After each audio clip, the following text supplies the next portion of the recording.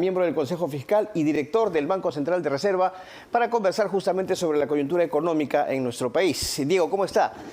Bienvenido aquí a RPP. Gracias. Hola, por su visita. Gracias por la invitación. Encantado.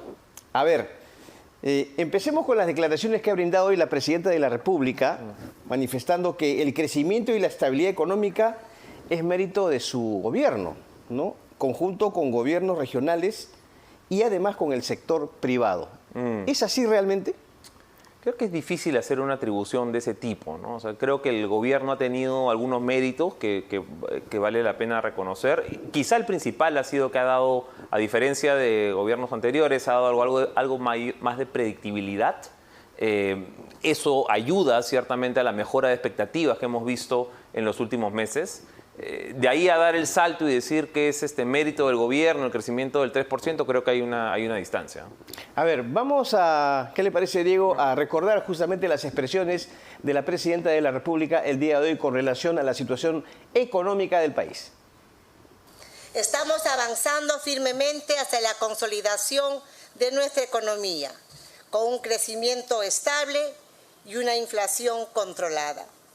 Sin embargo, hay quienes intentan todavía sembrar la desestabilización y se oponen al desarrollo del Perú porque no quieren que nuestro país avance.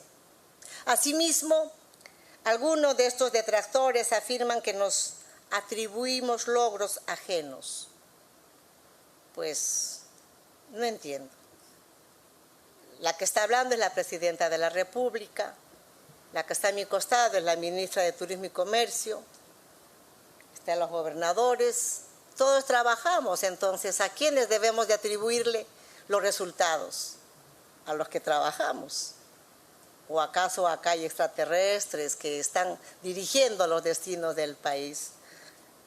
Ya no saben qué más decir para quitarnos el crédito del esfuerzo, del amor, del cariño que le ponemos en cada cosa que hacemos diariamente como gobierno.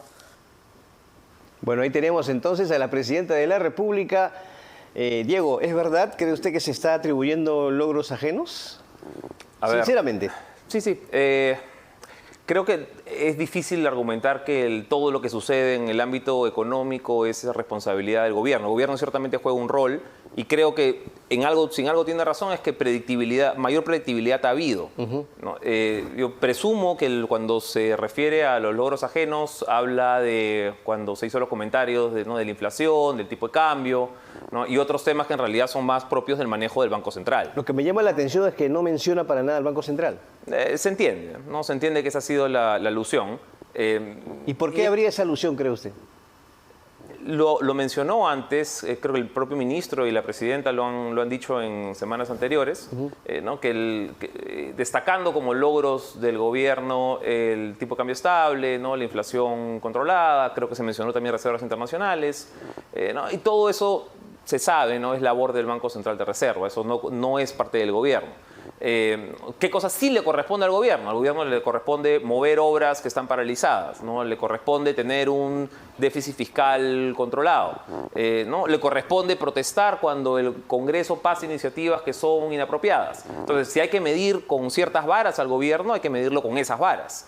No todo lo que sucede puede ser responsabilidad del gobierno. La próxima vamos a atribuirnos el clima. Entonces, hay responsabilidades delimitadas dentro de cualquier Estado de Derecho, ¿no? Hay cosas que le corresponde al gobierno, ¿no? Al Ejecutivo, a la Presidenta, y hay cosas que no. Entonces, por el discurso que ha dado, sí podemos decir que se está atribuyendo logros ajenos que le corresponden al BCR. No ha mencionado directamente al BCR. No, por eso pero digo, logros ajenos. Usted mismo ha hecho la diferenciación, ¿cierto? Sí, hay cosas que cuando ellos han mencionado cuáles son estos logros que se atribuyen, muchos de estos no le corresponden al manejo del Ejecutivo, eso es verdad. Ok, y también ha dicho en otra parte de su declaración que, sus detractores no conocen a los que dirigen el país, ¿no? Esto se ha entendido como una respuesta a quienes dicen que gracias al BCR y gracias a la labor de su presidente Julio Velarde es que el Perú ha encontrado esta estabilidad económica. ¿Qué piensa usted? A ver, de nuevo, hay cada zapatero su zapato, ¿no? O sea, el Banco Central se encarga de mantener la inflación controlada. No hemos cerrado el año pasado con 1,97, o sea, casi en el centro del rango meta del Banco Central de 1 a 3%, ¿no? El centro es obviamente 2. El tipo de cambio básicamente se ha mantenido al mismo nivel durante todo el 24, ¿no? En lo que va del 25 más o menos también, mientras otras economías han visto depreciar más bien su moneda dentro de la región. Entonces creo que reservas internacionales estamos en niveles récord. Todos estos son, creo, un testimonio del buen trabajo que ha venido haciendo el Banco Central, no solamente el último año, ¿no? Sino los últimos 15, 20 años. Y está bien, eso es lo que le corresponde al banco. ¿Pero no le parece que le está restando méritos al BCR con este tipo de declaraciones? Cuando habla directamente sobre este tema de reservas internacionales, inflación, tipo de cambio, sí, por supuesto. Creo que hay una falsa atribución de responsabilidad si es cuando se habla específicamente de esos temas como si fueran parte del manejo del Ejecutivo. No, el Ejecutivo tiene labores muy importantes que hacer, las mencionaba antes, pero no son esas en las que se ha enfocado la mayoría de los discursos anteriores. Hay otros aspectos importantes en la declaración de la presidenta. Por ejemplo, ha dicho que el Perú avanza en el 2025 hacia la consolidación económica, se ha vencido a la inflación, ¿no?, a la recesión. ¿Usted considera que esta es una visión realmente realista o es que es demasiado optimista de parte de la presidenta? No, mira, ahí de repente hasta la consolidación económica. Sí, no sé si llamarle consolidación. Es cierto que estamos entrando en un periodo de crecimiento más cercano a nuestro potencial, ¿no? El potencial de crecimiento del Perú hoy día, tal y como estamos, con las inversiones como están, es ser entre 2,5% y 3%. Eso no significa que no podamos hacerlo crecer si hacemos las inversiones correctas, ¿no? Si tenemos nuevas minas abriendo, si tenemos nuevos proyectos de irrigación, ¿no? Si tenemos una infraestructura hotelera de clase mundial, podemos ir expandiendo nuestro potencial de crecimiento. No hemos tenido ese flujo de inversiones que hubiésemos deseado en los últimos años. Y estamos llegando por eso a un 3%, que es hasta donde podemos llegar sin sobrecalentar la economía y empezar a generar presiones en precios. Eso es bien importante. El enfoque, el énfasis debería estar hoy día en fomentar, en hacer que sucedan aquellos proyectos que mejoran la competitividad, que elevan el crecimiento potencial y que a largo plazo es lo único que ensancha clase media y reduce pobreza. Ahora, a ver, paralelo a este tema del crecimiento económico, la consolidación económica, está un aspecto que preocupa, Diego, y es el déficit fiscal en el 2024. ¿Considera que esta cifra, este porcentaje del déficit fiscal puede de alguna manera afectar justamente la estabilidad macroeconómica del país? Sí, viene siendo un motivo de preocupación, ¿no? O sea, ya vamos 2 años de incumplimiento de las reglas. Es posible que este año tampoco cumplamos las reglas fiscales. Y mira, yo te entiendo en el 23 haberla incumplido, ¿no? Veníamos de un año con caída del producto, ¿no? Menos 0,4. ¿no? Entonces había una historia que uno podía contar de por qué incumplimos la regla, ¿no? Por qué no nos mantuvimos dentro de la disciplina fiscal regular. Mira, hoy cayó el producto, cayeron los ingresos, teníamos que meterle más gasto. Mira, lo entiendo. Eso fue la historia del 23. En el 24 ya es un poquito más difícil de justificar, porque en el 24 ya estábamos creciendo, probablemente la cifra cerrada todavía no está, pero probablemente esté cerca de 3,1, 3,2%, ¿no? Con un crecimiento más o menos interesante de los ingresos, no espectaculares, pero ha habido, y lo que ha marcado más bien este incremento del déficit ha sido el aumento del gasto, ¿no? Parte por remuneraciones y parte por mayor inversión, tanto del gobierno nacional como de gobiernos subnacionales. Entonces, ahí parece que se ha ido la mano un poco. ¿No? Ahí el impulso que ha habido desde el lado público me parece que ha sido injustificado para los niveles de velocidad económica que llevábamos.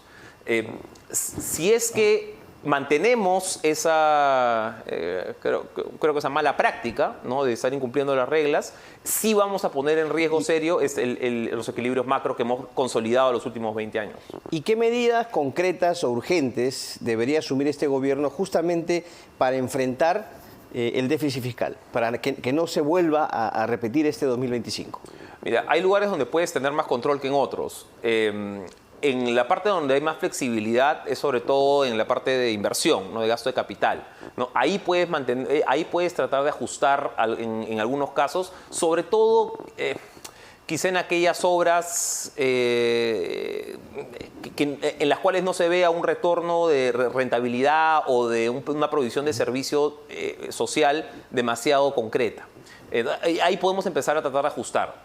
En el otro campo donde habría que tratar de empezar también a pensar cómo ajustamos es ha habido incrementos en gasto corriente, remuneraciones, que han venido a partir de normas, de leyes, obviamente aprobadas por el Congreso, ¿no?, en las cuales el Ejecutivo de repente ha podido intervenir un poquito más, ¿ya?, y decir, oye, este aumento, no sé, en militares, en policías, este aumento en docentes, revisémoslo de nuevo, veamos cómo... Es una de las críticas que se le ha hecho al ministro de Economía, ¿no? Poner más fuerza para oponerse a ciertas normas aprobadas en el Congreso de la República. Al final las han dejado pasar, como se dice. Sí, hay muchas normas en las cuales el MEF, mira, se decía que estaba en contra, no, pero al final no se observaba. No se observaba. No solamente en la parte de gasto fiscal, no pasó, por ejemplo, en el retiro de los fondos de pensiones, no lo mismo. O sea, oye, el MEF decía, esto no es una buena idea, pero llegaba el momento, no lo observaba, ¿no? Entonces, eso es una mala señal, ¿ya? Porque aquí lo que necesitamos es tener siempre a un guardián celoso de la caja fiscal, ¿no?, responsable, ¿no?, y que enfrente si hay algunos pedidos desde el Congreso que pueden ser desmesurados, que pueden ser exagerados con respecto de la caja fiscal, no, que los enfrente, que los sepa enfrentar con responsabilidad y continuo. Eso de repente no lo hemos estado viendo últimamente. Y obviamente preocupa de cara a largo plazo. ¿Es el Congreso una fuente de preocupación para la estabilidad económica del país con estas normas que aprueba? Sí, mira, el Congreso siempre tiene la propensión de seguir pasando gastos, ¿ya? Quizá últimamente ha sido un poco peor. A mí lo que te diría me preocupa un poco más incluso son algunas interpretaciones que no vienen de parte del Congreso, sino ya viene más del Tribunal Constitucional, que le han dado más espacio al Congreso para gastar más. Más iniciativa de gasto. Hubo algunas, un par de interpretaciones, ¿no?, que le permiten al Congreso pasar iniciativa de gasto. Oye, de repente no te la apruebo para este año porque es inconstitucional, pero te la apruebo para el siguiente. ¿Ya? Para el siguiente sí es constitucional que tengas iniciativa de gasto, no para este. Yo, mira, no soy abogado, no soy constitucionalista, pero me cuesta mucho trabajo entender esa lógica de si hay una restricción de iniciativas de gasto en el Congreso, que la lectura constitucional sea estar prohibido para este año, pero como no dice la Constitución que para el siguiente, entonces para el siguiente sí puedes gastar. Me parece un poco raro. Y la otra que sea a partir de un tema con empresas públicas, con el salud, es que si está fuera de presupuesto, ¿no?, como es el caso de salud, entonces sí puede haber más iniciativa del Congreso para meterse en la parte de gasto. Entonces estas dos son erosiones que se le viene haciendo a los candados constitucionales que han funcionado muy bien desde la Constitución del 93 para que el Perú tenga hoy uno de los ratios de deuda más bajos de la región, como porcentaje del PBI, tenemos grado de inversión, ¿no? Esto no se gana, no te lo regalan, ¿no? Que se construye con tiempo, con responsabilidad, con disciplina, y parte de la clave de esa disciplina han sido estos candados que se vienen erosionando poquito a poco. Le pregunto, Diego, porque también, por ejemplo, en el Congreso de la República, si no me equivoco, ya se han presentado 10 proyectos de ley para hacer uso o tener la libertad del retiro del total de la compensación por tiempo de servicios, ¿cierto? Que ahora nos acercamos, ojo, a una etapa electoral, obviamente, y los políticos van a querer quedar bien con la población. Ahora, ¿qué implicaría que se apruebe justamente una norma de esta naturaleza, que se pueda retirar el 100% de la CTS, ¿no?, en este año? Sí, en la práctica ya se ha institucionalizado la desnaturalización de la CTS. O sea, tú tienes una CTS que en principio servía como, no es exactamente un seguro de desempleo, ¿no?, pero ese era el espíritu era proteger a las personas que se quedaban sin trabajo unos meses, ¿no? Por eso el espacio normalmente se calculaban que eran 3, 4, 5 meses lo que podía tomar una persona en promedio para conseguir un nuevo trabajo, y la CTS estaba pensado justamente para cubrir esos 3, 4, 5 meses. Desde la pandemia básicamente se ha asumido que la CTS es casi como que si fuera un salario más, ¿no?, una remuneración mensual más al año. Y es complicado explicar, oye, necesitamos tener cierto tipo de protección ¿no? Es parte básica de la protección social. Políticamente es bien complicado hacer esa tarea, ¿no? Y no tenemos hoy la fortaleza de los líderes políticos, creo que con el suficiente no aplomo, que se planten y digan, oye, esta es parte de la protección social, lo mismo pasa con pensiones. ¿Ah? Claro. No, esta es parte de la protección social, ¿no? Esto es lo que estamos de acuerdo como país en que es lo responsable hacer, entonces vamos a ir cumpliendo. Aparte, ¿No hay son pasos- justificación para un retiro, tomando en cuenta la situación económica del retiro país, de la CTS? de la CTS. A ver, Tener la disponibilidad del 100%. mira, yo te digo, cuando hay una situación económica excepcional, ¿no? Ajá. Como fue el caso del COVID, mira, te puedo incluso, mira, cuando tienes un esquema de recesión, ¿ya? A mí no me gusta mucho el término para describir el 23, pero podría haber habido un caso quizá más claro para hacer un argumento de hay que tener un retiro, una ayuda extra de liquidez. Pero hoy no estamos en una situación excepcional. ¿No? O sea, de hecho, si uno tuviera que elegir momentos de los últimos 10 años donde económicamente no estamos en una situación excepcional, es casi que hoy día. O sea, estamos con la inflación donde debería estar, estamos con un crecimiento muy cercano al potencial, ¿no? Ojalá estuviéramos creciendo más, pero en realidad estamos en un estado de equilibrio. Lo que hace más difícil justificar que tomes una medida excepcional, pues, y la liberación de la CTS debería ser una medida excepcional. Lo que pasa es que la hemos normalizado los últimos 5 años. Muy bien. Diego Macera, miembro del Consejo Fiscal, además director del Banco Central de Reserva, muchas gracias por su visita esta noche aquí a Gracias por la invitación. Prueba de Chao. Fuego. Muy amable.